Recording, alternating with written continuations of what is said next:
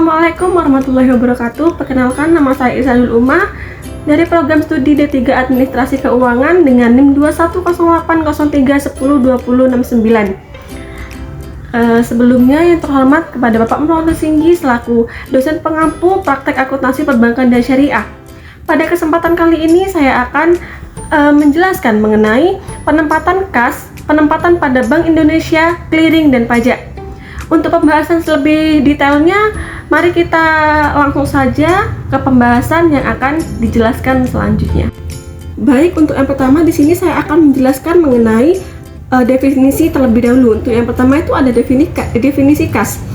Definisi kas sendiri adalah mata uang kertas dan logam baik dalam valuta rupiah maupun valuta asing yang masih berlaku sebagai pembayaran yang sah. Untuk perubahan posisi saldo kas di bank dapat disebabkan oleh beberapa hal, yaitu yang pertama ada penyetoran dan penarikan tunai oleh nasabah, yang kedua ada penyetoran kepada Bank Indonesia atau penarikan dari rekening bank yang bersangkutan di Bank Indonesia. Untuk yang ketiga itu ada penggunaan untuk transaksi internal bank seperti untuk dana kas kecil, pembayaran biaya-biayanya operasional, biaya gaji, dan biaya sebagainya. Untuk yang selanjutnya itu ada transaksi internal bank syariah dapat dibedakan menjadi dua jenis. Yang pertama itu ada transaksi tanpa menggunakan kas kecil, bank biasanya melakukan pembayaran via rekening. Untuk yang kedua itu ada transaksi menggunakan kas kecil, biasanya dilakukan untuk transaksi yang nilainya rupiah relatif kecil di antara lainnya. Untuk pembayaran konsumsi, biaya transportasi, biaya langganan atau majalah, dan biaya listrik atau air. Untuk yang selanjutnya itu ada akuntansi kas untuk penyetoran dan penarikan oleh nasabah melalui teller. Untuk poin pertama itu ada transaksi setoran ke cabang sendiri.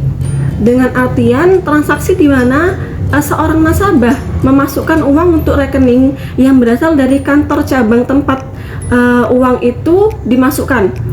Misalnya pada tanggal 2 Juni 2000X, Ibu Rina, nasabah Bank Syariah Mandiri cabang Jogja melakukan setoran tunai di kantor cabang Pekanbaru ke rekeningnya sebesar 300.000. Adapun jurnalnya itu pada tanggal 2 Juni 2000X, untuk rekeningnya itu ada kas berada di debit sebesar Rp300.000 dan ada rekening nasabah terhadap Ibu Rini itu ada di kredit sebesar Rp300.000. Yaitu ada transaksi penarikan kas di cabang sendiri, yang dimana transaksi dimana seorang nasabah menarik uang dari rekening yang berasal dari kantor tempat uang itu ditarik. Misalnya pada tanggal 4 Juni 2000X, Ibu Rina, nasabah Bank Syariah Mandiri cabang Jogja melakukan penarikan tunai uangnya di kantor cabang Jogja sebesar Rp150.000 dengan ayat jurnalnya yang berbunyi pada tanggal 4 Juni 2000X, rekening nasabah itu atas nama Bu Rini dengan ada di debit sebesar Rp150.000 dan kas ada di kredit sebesar Rp150.000. Selanjutnya itu ada transaksi setoran kas ke cabang lain. Transaksi ini di mana nasabah memasukkan uang di suatu kantor cabang untuk rekening yang berasal dari kantor cabang lainnya pada bank yang sama. Misalnya pada tanggal 7 Juni 2000X, Ibu Rina melakukan setoran tunai di kantor BSI cabang Jogja ke rekening BSI atas nama Mbak Im di Jember sebesar Rp50.000. Maka jurnalnya itu adalah di tanggal 7 Juni 2000X dengan kas ada di debit sebesar Rp50.000 dan kas cabang Jember ada di kredit sebesar Rp50.000. Sedangkan untuk jurnal di kantor cabang pemilik rekening itu di cabang Jogja dengan ayat jurnalnya di tanggal 7 Juni 2000X, rekening cabang Jember ada di debit sebesar Rp50.000 dan rekening nasabah atas nama Mbak Im itu ada di kredit sebesar Rp50.000. Dan selanjutnya itu ada transaksi penarikan kas di cabang lain, yang dimana transaksi ini adalah di mana seorang nasabah menarik uangnya di suatu kantor cabang melalui kantor cabang lain pada bank yang sama.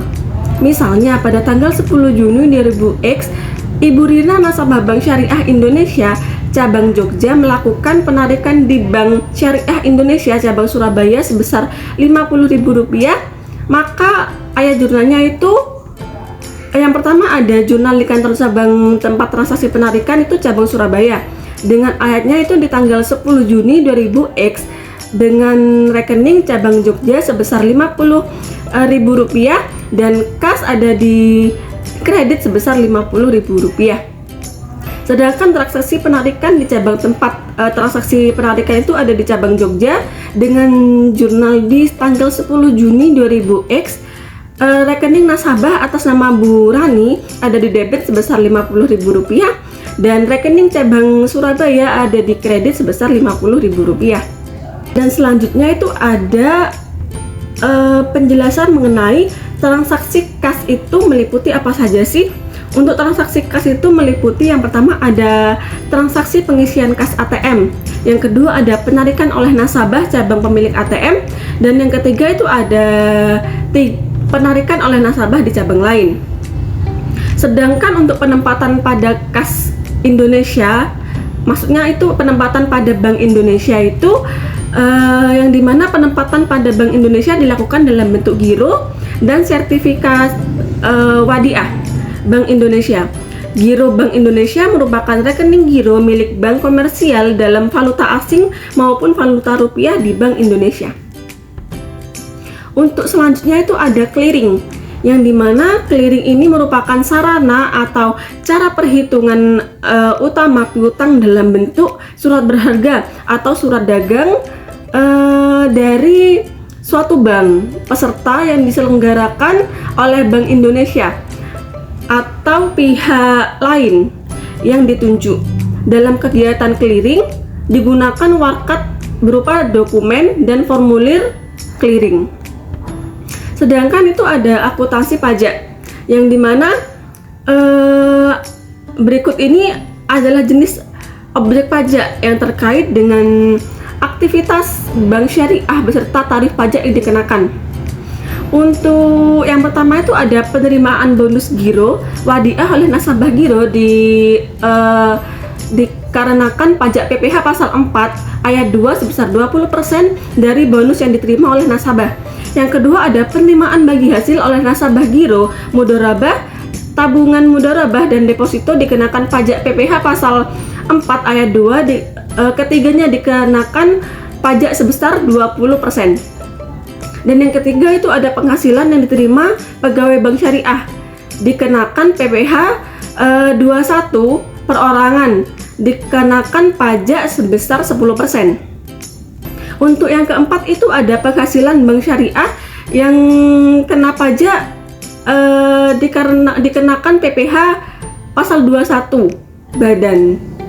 Untuk yang kelima itu ada dividen yang dibayar bank syariah kepada pemegang saham dikenakan PPh pasal 4 ayat 2 dividen. Baik, itu tadi penjelasan dari saya mengenai akuntansi kas, penempatan pada Bank Indonesia, clearing dan pajak. Semoga penjelasan ini dapat bermanfaat bagi yang telah menonton.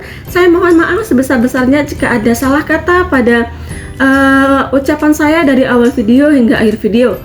Terima kasih dan wassalamualaikum warahmatullahi wabarakatuh.